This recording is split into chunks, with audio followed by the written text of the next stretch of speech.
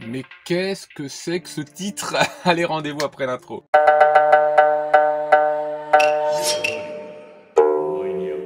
Yo, salut à tous, c'est Authentique, bienvenue dans le Weekly Pop Manga numéro 56, 18h30, rendez-vous du vendredi soir. J'espère que vous êtes confortablement installés, que vous vous apprêtez à passer un excellent week-end, ou en tout cas que c'est déjà le cas. Moi, je vous invite aujourd'hui à parler d'un thème bien précis. Alors, des mangas et des burnes, c'est un titre que j'ai trouvé il y a plusieurs semaines, et je savais pas du tout quoi mettre dedans. J'avais quelques petites idées comme ça, mais franchement...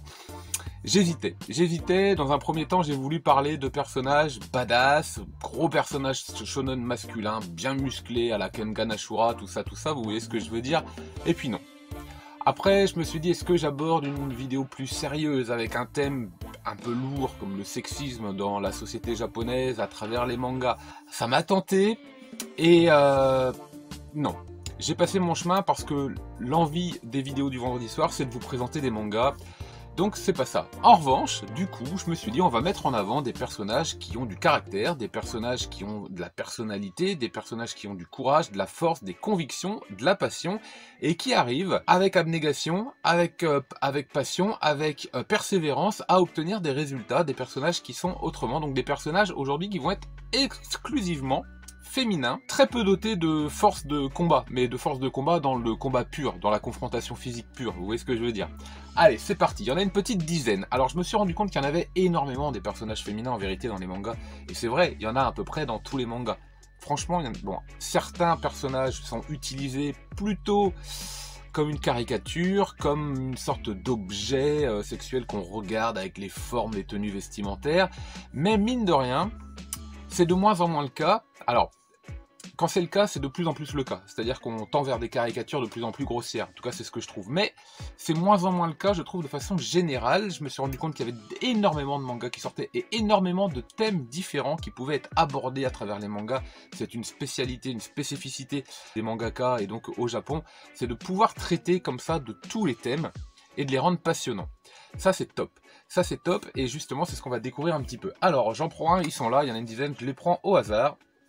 Le premier est une comédie. Le premier, c'est une comédie avec un personnage d'une simplicité, d'une naïveté, avec des traits d'ailleurs qui le sont tout autant, mais je pense que c'est complètement voulu pour vraiment générer l'ambiance que le manga, que l'auteur veut faire ressortir dans son manga. C'est un petit duo. C'est un duo entre une héroïne principale et un petit animal, donc la gameuse et son chat. Il est à l'endroit, je vous le montre. La gameuse et son chat, ce qui est génial, c'est que nous avons une célibataire endurcie, 29 ans, qui travaille, qui se dépêche de terminer ses journées pour pouvoir aller jouer. Elle va chez elle et elle est gameuse, mais high level, vous voyez. C'est une complétiste, c'est une collectionneuse, elle est day one sur les jeux, day one sur le matériel, elle est à fond, que ce soit smartphone, que ce soit jeu, que sur console, bref, elle est à fond. Donc là, il n'y a pas de romance, rien, c'est pas du tout question de ça. Mais elle va faire la rencontre d'un petit chaton et elle va l'apprivoiser en l'assimilant à un personnage de jeu vidéo. Elle y connaît rien et donc petit à petit, en fait, un petit peu comme dans du isekai, ouais, tac tac tac, elle va grimper en level, comme ça elle va acquérir des compétences dans la relation qu'elle a avec lui. C'est absolument génial parce que c'est d'une fraîcheur, mais incroyable, incroyable. Moi je me régale, franchement, je savoure complètement ce manga. Une vraie pépite, une vraie comédie à lire, donc ça change, c'est frais, et ça fait partie des mangas, quand ils sont dans les achats du mois, quand ils sont sur la pile à lire, donc sur la palle, ça fait partie des mangas qui arrivent très très vite tout en haut, voire arrivent directement tout en haut de la palle, et je les lis dans la foulée, voilà. Donc c'est un grand oui pour la gameuse et son chat que je pose ici. Suivant, next, on va parler d'un personnage, hop, je vais essayer d'aller assez vite avec ce manga parce que mon ami Ed le Fou, que vous allez retrouver ici, va sûrement parler très prochainement de ce manga et des éditions Vega très prochainement, voir si c'est pas déjà ce week-end, je sais plus trop. Natsuko no Sake, comme vous voyez. C'est en 6 tomes, donc c'est édition Vega, ce sont des gros pavés, hein. Il y a 2 tomes et demi, c'est plutôt long à lire, avec un style des années 80 très très caractéristique. On pourra même lui reprocher parfois d'être assez figé dans sa mise en page, mais enfin bon voilà, c'est comme ça. Cette héroïne-là est passionnée. Elle est passionnée elle a du courage, elle a des convictions, elle est entreprenante, elle a des initiatives, elle apprend parce qu'elle n'y connaît rien dans le monde du saké, elle va débarquer là-dedans bon gré mal gré suite à un événement tragique. Et l'idée c'est de produire du saké. Et elle va être confrontée à de nombreux problèmes. Mais ce personnage représente d'abord une femme dans un milieu d'hommes manifestement, ce qui est plutôt assez atypique pour un manga des années 80 qui plus est, et c'est traité avec un grand respect sur les traditions japonaises et à travers la fabrication du saké évidemment, et sur l'envie de modernité aussi de cette même société. Et ce personnage-là en fait est un peu le lien, la symbiose entre les deux. C'est un vrai régal, hein. Moi pour le coup je m'y attendais pas, cette lecture qui est douce, qui est apaisante, ça prend du temps à lire, ne lisez pas ça n'importe comment parce que vous en avez pour un sacré bon moment. Je pense qu'il faut se mettre dans une ambiance, d'abord dans une ambiance de le style des années 80 et dans un rythme de lecture où vous allez avoir le temps de le lire, sinon il y a des chances que vous passiez à côté. Bref, c'est une recommandation et comme je vous le disais, vous allez en entendre parler sur d'autres chaînes très bientôt. Hop, on continue donc avec nos héroïnes. Oui, des mangas et des burnes, en fait, pas physiquement, hein, vous l'aviez compris. Hein. Hop, ah, je prends au pif. Je prends au pif parce que je les vois, alors bon, j'anticipe, non, j'avais envie de les prendre au hasard et de découvrir avec vous au fur et à mesure. Là, nous avons encore une comédie absolument... c'est la régalade, c'est drôle, c'est perturbant dans les contrastes entre les personnages de la vie réelle que vous allez retrouver dans le manga qui sont dessinés avec un peu d'humour, avec des traits fins, des traits arrondis, et des monstres qui sont super bien dessinés, qui sont incroyablement flippants. Donc là, nous avons Meryuko-chan Slice of Horror avec un animé qui va arriver. Notre héroïne voit des monstres, elle voit des monstres qui sont... incroyablement dégueulasse. Donc là j'en ai pris un au pif et c'est pas le pire, c'est même pas c'est loin d'être le pire on va dire. Vous en avez comme ça sans arrêt qui arrivent. Voilà, ils parlent, ils disent des choses assez ils disent n'importe quoi, un petit peu comme pour I Am a Hero, vous savez, où ces espèces de zombies lâchent des mots comme ça, où c'est un peu flippant. C'est le cas. Cette héroïne là en fait elle les voit et elle est une des seules manifestement, ou la seule peut-être à les voir, et elle fait tout pour qu'ils ne s'en rendent pas compte, parce que sinon ils s'approchent d'autant plus. Donc elle voilà, imaginez que ce monstre c'est ma main, le monstre est là, et elle fait autre chose, avec une force et un courage incroyable. Donc là elle va détourner, il y a une confrontation indirecte en vérité, il y a un combat, hein, c'est un petit peu comme dans un shonen, mais elle va utiliser d'autres moyens, une autre forme en fait de courage, une autre forme de combat, et donc utiliser toute l'intelligence spontanée du moment pour essayer de faire autre chose, pour essayer de contourner le problème. Moi je trouve ça génial. Elle est absolument, comment dirais-je, incroyable dans ses attitudes, et l'auteur ne se contente pas d'un gag manga. Nous avons plusieurs petites pièces comme ça qui viennent s'ajouter et qui laissent penser qu'on a un scénario beaucoup plus lourd qui est posé. Alors c'est un petit peu à la détective Conan, c'est parsemé comme ça mais avec vraiment légèreté entre chaque tome. Ça n'avance pas vite, j'espère qu'on n'aura pas une 50aine de tomes pour savoir ce qui se passe à la fin quand même, parce que ça ferait beaucoup, mais en tout cas on se régale. Là aussi c'est un grand oui avec ce personnage. Suivant, hop, on prend le premier, Kazane et la voleuse de visage. Hop, voilà. Kazane et la voleuse de visage, là c'est tout à fait l'inverse. Nous avons un personnage féminin qui est torturé et qui est à plaindre parce que physiquement elle est laide. Elle est laide et elle est très douée pour le théâtre, mais son apparence fait qu'elle n'est pas acceptée pour pouvoir le faire. Or, c'est une vraie pépite, c'est vraiment l'habit fait pas le moine, où les apparences sont trompeuses. C'est-à-dire ce qu'elle a à l'intérieur d'elle, elle a énormément de talent et de compétences, mais physiquement elle est repoussée. Or, elle possède un rouge à lèvres qui lui permet, quand elle embrasse une autre personne, une autre femme, de pouvoir lui voler son visage. Pourquoi je dis une autre femme? Tout simplement parce que elle prend l'apparence de quelqu'un qui est également doué, et ça lui permet de prendre son visage en fait et d'aller jouer au théâtre.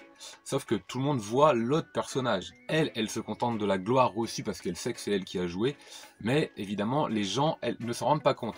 C'est assez perturbant parce qu'elle est capable de tous les maléfices vraiment pour obtenir ce qu'elle veut. Et c'est là où je vous dis que ce personnage est assez incroyable, c'est parce que d'abord elle est dotée d'une grande force de caractère, vraiment c'est pas simple, je vous l'ai dit, elle est plutôt à plaindre, mais elle est détestable également dans sa façon de faire. C'est étonnant parce qu'on n'arrive pas à savoir si on aime ou non ce personnage, avec des traits relativement fins, C'est un très très bon manga, c'est chez Kiyun. C'est en 14 tomes, avec un petit roman à la fin dans le tome collector, que je vous invite à vous procurer avant évidemment que ça disparaisse. Je pense qu'il y en a encore. Voilà. Je le recommande beaucoup, moi je me régale à chaque tome et je me félicite d'avoir eu la curiosité de prendre ce manga. On enchaîne avec un manga très très très drôle. Là encore, nous avons une héroïne qui, dans le monde du travail, évidemment, s'habille de tous les codes masculins. Alors s'habille, pas physiquement, hein, mais s'habille dans son apparence, dans le jeu, dans le masque social qu'elle porte. Donc elle est plutôt froide, travailleuse, exigeante, ça rigole pas, donc elle se protège d'une certaine façon. Anna, l'inaccessible, qui est secrètement amoureux d'un de ses employés. Et en fait, il y a un contraste énorme entre l'attitude qu'elle a au travail et la femme, en fait, toute sensible, qui est perdue dans ses pensées quand elle rentre parce qu'elle pense à celui qu'elle aime, mais elle n'arrive pas à rentrer en communication avec lui. Et l'autre lui-même n'est pas très très malin. Voilà, donc les premiers tomes, en tout cas, la situation amoureuse est pleine d'ambiguïté, pleine d'incompréhension, de paradoxes. C'est très très drôle, c'est très savoureux également. C'est un manga que je conseille beaucoup, avec ce personnage-là qui est magnifique. Magnifique dans ses attitudes. Enfin bon, manifestement c'est une très belle femme aussi dans le manga, mais magnifique vraiment dans ses attitudes. Il y a un jeu évidemment triangulaire, il y a un peu plus même, bon bref, tout ce qui fait qu'une romance dans les mangas est savoureuse. Anna, l'inaccessible est très très bon. On enchaîne maintenant avec un manga beaucoup plus sérieux qui va poser là un vrai problème de société au Japon sur la maltraitance qu'on peut faire aux femmes dans le monde du travail. Sur les violences verbales, les physiques, voire même aller au-delà sur le viol, les violences sexuelles. Donc c'est En proie au silence. C'est un manga, comment dire, très surprenant parce qu'il est violent, mais il est violent dans la mesure où ce sont des choses qui sont vraies, qui sont réelles et qu'on comprend en pleine figure. C'est très surprenant dans la mesure où c'est un manga qui pose les choses factuellement et qui nous assomme en fait par l'objectivité des situations. Voilà, les choses ne sont pas forcément dénoncées, elles sont posées comme ça se passe, et c'est d'autant plus violent je trouve parce que on est vraiment lecteur passif d'une histoire qui, au moment où on la lit, est peut-être en train d'arriver en fait. Vous voyez ce que je veux dire? C'est on s'en prend plein la gueule. C'est un monde de prédation là-dedans. Les hommes sont particulièrement violents. L'autrice prend soin également de nous faire comprendre que cette notion de prédation n'est pas non plus exclusive aux hommes, que la douceur n'est pas non plus exclusive aux femmes. Voilà, il y a un certain partage, il y a certaines nuances qui sont abordées. Moi je trouve ça vraiment très très agréable à lire. Et l'équilibre du manga, franchement, me plaît énormément. En proie en silence, donc, que je conseille vraiment pour une lecture différente, pour une lecture qui va vraiment parler de problèmes de société, qui va vous les envoyer en uppercut comme ça, en pleine tronche. Fallait oser écrire ce manga. C'est très très bien d'ailleurs. Moi je félicite l'auteur, l'autrice, les éditions Akata d'avoir pu publier ce manga en France. Franchement, c'est un grand oui. Je le recommande beaucoup. On enchaîne avec une nouvelle héroïne, en tout cas un nouveau personnage féminin qui là pour le coup est détestable. C'est ce que je vous disais en début de vidéo, tous les sujets sont traités, nous avons tous les genres, et donc j'avais envie de parler de 10 personnages féminins, mais certaines d'entre elles sont quand même extrêmement bizarres, étranges, voire insupportables, voire détestables. Là nous avons les liens du sang. Dans les liens du sang, nous avons une femme extrêmement possessive qui aime son enfant pour elle. Elle l'aime pas pour lui, pour ce qu'il est, elle l'aime pour elle. Elle en a besoin pour exister, elle a besoin de se l'accaparer à elle toute seule. Elle le détruit, il est en pleine adolescence et elle le détruit complètement au fur et à mesure des tomes. C'est hyper malsain, c'est choquant, oui. Alors c'est choquant, oui, mais c'est choquant au fur et à mesure des tomes parce qu'on se demande jusqu'à quel point ça peut aller.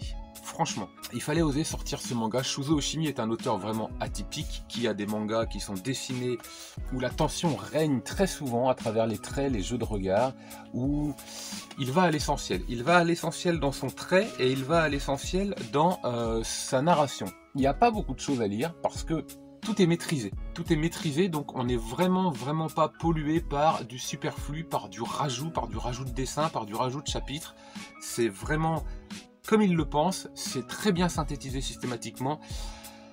Moi j'adore, et là pour le coup ce personnage là, franchement, pour moi c'est un des pires personnages que je connaisse. J'ai beau réfléchir, alors évidemment il y a les gros méchants, machin, tout ça, non mais celle-là là, oh, c'est flippant, hein, c'est flippant. Voilà, c'était la seule. Là on va passer à deux personnages maintenant, deux héroïnes que j'ai adoré découvrir dans un manga en 3 tomes, édition Nobinobi, qui de par leur rythme, de par leur tempo, de par leur vitalité, de par leur force de caractère, de par l'intensité qu'elles dégagent individuellement et entre elles, vraiment m'ont fait ressentir toute la musique qu'elles étaient en train de jouer, puisque c'est un manga musical, c'est un manga où nous avons deux artistes comme ceci qui jouent de la musique dans un monde futuriste. Le thème est très bien abordé. Ces deux personnages, ces deux héroïnes sont vraiment différentes. Elles sont aux antipodes l'une de l'autre, mais qui se ressemblent, s'assemblent, mais les opposés s'attirent aussi. Voilà, donc vous choisissez l'un ou l'autre. En tout cas, ça marche très bien. C'est génial. J'adore ce duo. J'adore ces deux personnages. Dès le début, j'ai adoré les traits, j'ai adoré l'ambiance, j'ai adoré les contrastes. Vous voyez ici, hop, on les voit plus petites, on les voit sur un fond en noir comme ça dans la lumière. C'est vraiment génial. J'ai savouré ces deux mangas qui sont d'une fraîcheur incroyable. Là aussi, nous avons deux héroïnes qui, de par leur conviction, leur passion, leur envie de réussir, vont utiliser indifféremment de la confrontation. Il y a de la confrontation directe, bien évidemment, mais c'est fait avec intelligence. C'est pas fait avec un gros combat où on va s'entraîner, on va aller tout taper. Là, c'est vraiment réfléchi, c'est fait à travers une passion, c'est fait à travers de la réflexion. C'est très bon. Franchement, c'est un grand oui aussi pour une série qui n'est qu'en 3 tomes. Ah non, ce n'est pas le seul personnage pour les liens du sang, personnage détestable. Là j'en ai choisi un autre parce que c'était incroyable de tomber sur une psychopathe pareille. C'était collection What the fuck, donc c'est encore chez Akata. C'est Aime ton prochain. Alors Aime ton prochain, donc je vous montre pas trop près la couverture. Nous avons un style comme ça très enfantin, avec cette héroïne qui est hallucinante. Moi je trouve ça génial en fait, d'avoir ce genre de personnage complètement pété, qui en fait justifie toute l'histoire, tout ce qui va se passer autour. Les autres personnages n'existent que parce que ce personnage-là existe. C'est assez incroyable. Alors elle, pour pouvoir, si on reprend le thème de la vidéo, le titre de la vidéo, pour pouvoir l'affronter, pour pouvoir contourner tout son délire psychologique, toute son intelligence malfaisante, parce qu'elle est intelligente mais malfaisante, là pour le coup faut en avoir, hein. Moi j'aimerais pas être en face d'elle parce que c'est l'assurance de passer un sale quart d'heure. Franchement, elle est déjantée. Waouh. C'est en 6 tomes. Waouh, c'est un tout petit format comme ça, avec un gros contraste entre les dessins. Je vous en montre pas trop, je sais pas sur quoi je vais tomber, mais un gros contraste entre des dessins plutôt simples et des situations extrêmement graves, un petit peu à la Peleliu, même si là on est évidemment dans une œuvre fictive et que Peleliu s'inspire de faits réels, ce qui augmente encore plus la dramaturgie. Bref, le parallèle n'était pas forcément à faire, ou en tout cas juste pour la forme. Aime ton prochain, vraiment. Allez-y, mais renseignez-vous bien, franchement, sur ce que vous allez découvrir avant de le prendre. Le dernier c'est une... elle est presque jeune adulte, parce que je crois qu'elle a 17-18 ans, je sais plus trop, dans notre histoire. Elle est dépourvue de tous les sentiments, mais pourtant son cœur bat, et au fur et à mesure des tomes, on se rend bien compte qu'elle a envie d'éprouver quelque chose, qu'elle a envie d'essayer de comprendre. Seulement c'est une marionnette dans un monde de la pègre, dans un monde politico dégueulasse, dans un monde noir, dans un monde de marchands d'organes, Gift plus Minus. Alors là faut s'accrocher parce que les corps sont dépecés, en veux-tu, en voilà, c'est cru, c'est cruel, c'est violent, c'est forcément sanguin. On est dans du Dexter d'une certaine façon, hein, puisqu'elle va dépecer des corps d'hommes qui sont coupables, qui sont un petit peu à la Dexter. Et elle le fait avec une précision, voilà. Alors on ne sait pas trop où elle a pu acquérir tout ce talent. En tout cas, c'est clair que le postulat, c'est son absence de cœur, parce qu'elle a été contrôlée au niveau des émotions, elle a été formée pour ça, font qu'elle est capable d'atteindre ce niveau de performance. Et on la plaint énormément, elle est d'une froideur qu'on plaint parce que on sent que ce n'est pas sa personnalité est enfouie et petit à petit elle essaye de la faire ressortir à travers les différents événements qui se passent. Je me régale moi, alors j'essaie de, voilà, on va trouver une page pour vous montrer un peu l'intérieur, c'est très très propre.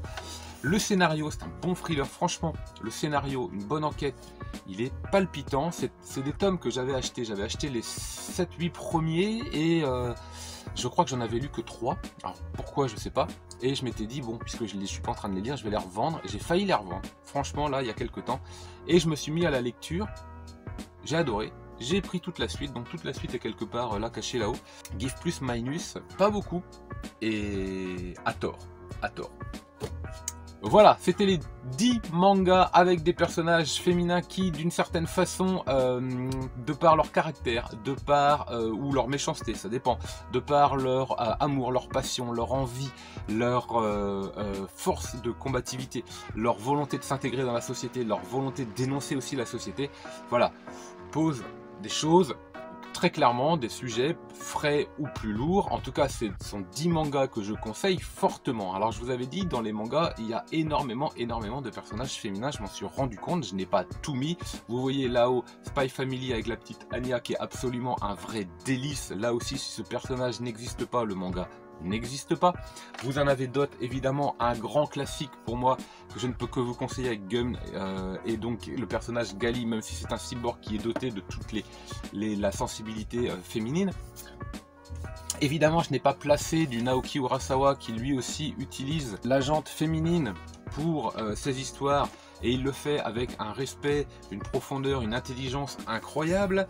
Je n'ai pas non plus parlé de Aria, tout simplement parce que je n'ai lu qu'un seul tome et que je ne sais pas encore trop de quoi ça parle, mais là aussi vous avez évidemment des personnages féminins qui sont mis en avant et c'est très très frais, en tout cas pour ce que j'ai lu du tome 1, c'est vraiment très agréable.